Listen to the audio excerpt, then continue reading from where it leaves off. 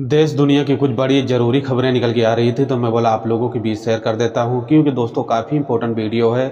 और इस वीडियो में आप लोगों को काफ़ी जानकारी मिलेगी। जो लोग ट्रैवल करते हैं, जो विदेश के लिए जाना चाहते हैं, विदेश में काम करते हैं, कामगार हैं, तो इस वीडियो में आप लोगों को फुल जानकारी मिलेगी। बस आप लोगों से एक रिक्वेस्ट रहता है कि वीडियो को आप लोग शुरू से लेकर अंत तक ज़रूर देखें। और चैनल अगर आप समझ में आएगा वीडियो, तो चैनल को लाइक और सब्सक्राइब जरूर कर देना। चलते हैं दोस्तों, मिलते हैं जो खबरें निकल के आ रही हैं। दोस्तों, देखा जाता है कि दुबई के लिए या सऊदी के लिए काफ़ी लोग विदेशों के लिए यात्रा करते हैं, और यात्रा करने के दौरान सबसे भी इम्पोर्टेंट देखा जाता है कि आपका वीज़ा होता है। वीज़े के दौरान पर देखा जाता है कि कुछ लोग फर्जी वीज़ा आपको प्रोवाइड करा देते हैं, और प्रोवाइड कराने के बाद में उस वीज़ा को लेकर अगर आप कहीं एयरपोर्ट पर जाते हो और एयरपोर्ट पर आपको अगर कस्टम जो इमिग्रेशन के अधिकारी लोग होते हैं, अगर वहाँ पूछताछ करते हैं, तो वहाँ पूछताछ के दौरान पर आपके ऊपर काफ़ी बड़ी समस्या आ जाती है। क्योंकि समस्या इसी देखी जाती है दोस्तों कि इमिग्रेशन जब होता है और इमिग्रेशन में कुछ आपसे एड्रेस पूछा जाता है, और वो एड्रेस जो है आपके पासपोर्ट पे नहीं होता है, तो ऐसे में आप उस एड्रेस को बताने में कंफ्यूज हो जाते हैं। और उसी दौरान पर इमिग्रेशन के जो डिपार्ट और जो अधिकारी रहते हैं आपको पकड़ लेते हैं, और पकड़ने के बाद में जो आपका वीज़ा रहता है वो रिजेक्ट कर देते हैं। ऐसे में कहा जाता है कि अगर आप कहीं के लिए वीज़ा लेते हैं और लेने से पहले उस वीज़े की आप पूरी इन्फॉर्मेशन और पूरी जानकारी अच्छे से कर लें। अगर आपको जानकारी नहीं है तो आपकी कोई करीबी ट्रैवल से कोई भी अगर जानकार है, उस व्यक्ति से आप संपर्क करके और अपना ये वीज़े के बारे में पूरी जानकारी ज़रूर करें। नहीं तो आपके साथ काफ़ी बड़ी धोखाधड़ी हो सकती है। जैसे कि आजकल देखा जाता है कि धोखाधड़ी का मामला जो है काफ़ी तेज़ी से चल रहा है। ऐसे में काफ़ी लोगों का पैसे भी चला जाता है, काफ़ी लोगों का मेडिकल भी ख़राब हो जाता है, काफ़ी लोगों का जो वीज़ा है पासपोर्ट पर तो लग जाता है, लेकिन देखा जाता है कि आप वहाँ के लिए यात्रा नहीं कर सकते। 3 बातों को आपको ख्याल रखना है, क्योंकि ऐसे में देखा जाता है कि काफ़ी लोगों का जो वीज़ा लग जाता है, वो वीज़ा अगर आपका फर्जी रहता है, वो वीज़ा कैंसिल हो जाता है।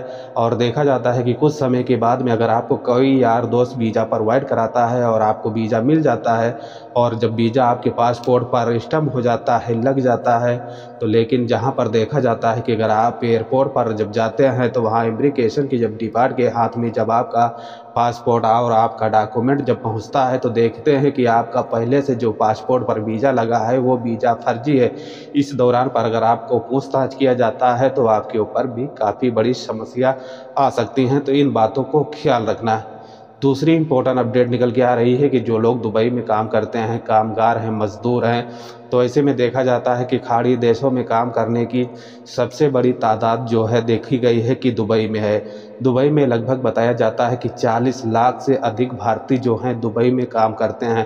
ऐसे तो कई देश हैं जहां पर भारतीय लोग काम करते हैं, जैसे सऊदी अरब है, कतर है, कुवैत है, बहरीन है। लेकिन अभी तक देखा जाता है कि जो विदेश मंत्रालय के डाटा में देखा गया है कि लगभग 40 लाख के तकरीबन जो भारतीय दुबई अरब अमीरात में काम कर रहे हैं, कामगार मज़दूर हैं।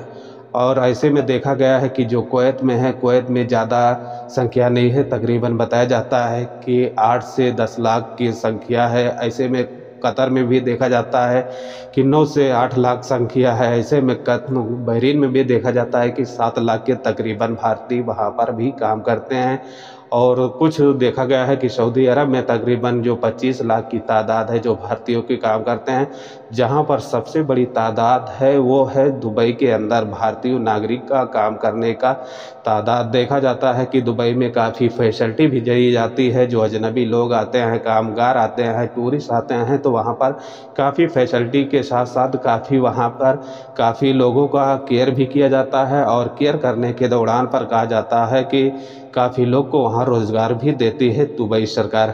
ऐसे में दुबई सरकार ने एक बहुत ही बड़ा अपडेट जारी किया है, और अपडेट के दौरान पर बताया है कि जो लोग दुबई में किसी कंपनी में काम करते हैं और तकरीबन उनको 8 से 10 साल गुजर गए हैं काम करते करते, अपने फैमिली के अपने देश के लिए जाते हैं और देश से फिर छुट्टी काट कर आ जाते हैं। और ऐसे में देखा जाता है कि जो उनका सेविंग रहता है, जो पैसे उनका बचाने का रहता है, वो बचता नहीं है। ऐसे में वो लगातार 10 से 15 साल विदेशों में काम करते हैं। उसके बाद में जब वहाँ वहाँ से उनका फाइनल एग्जिट या रिटायर हो जाते हैं, जो कंपनी से निकल जाते हैं, तो उनके हाथ में कुछ नहीं आता है।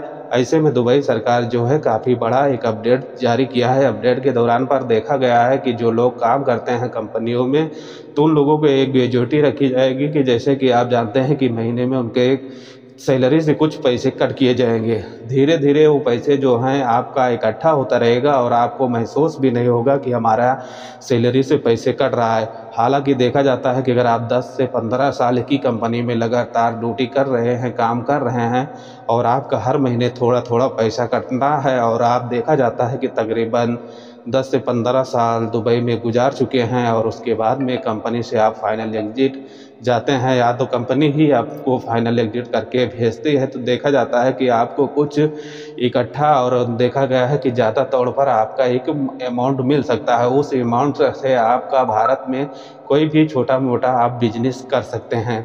ऐसे में कहा जाता है कि अगर आप पहले जैसे नियम था कि आप दुबई में काम करते हैं और दुबई से आप पैसा भेजते हैं और आपकी जो इंडिया में फैमिली रहती है, आपका पैसे वहाँ पे खर्चे हो जाते हैं आपकी पढ़ाई लिखाई में, आपकी फैमिली में, तो ऐसे में आपका पैसे जो है सेफ नहीं हो पाता था और आप 10 से 15 साल सऊदी में दुबई में गुजार देते थे। लास्ट में देखा जाता था कि अगर आप फाइनल जाते थे तो आपके हाथ में कुछ नहीं रहता था। ऐसे में कहा गया है कि दुबई जो सरकार है काफ़ी बड़ा अपडेट दिया है और अपडेट के साथ साथ कहा जाता है कि इस अपडेट से जो अजनबी लोग दुबई में काम कर रहे हैं, कामगार हैं, मजदूर हैं, तो उनको देखा जाता है कि काफ़ी बड़ा फ़ायदा भी होने वाला है और उनके साथ में देखा जाता है कि उनको रिटायर होने के समय पर कुछ बड़ा अमाउंट भी मिल जाएगा।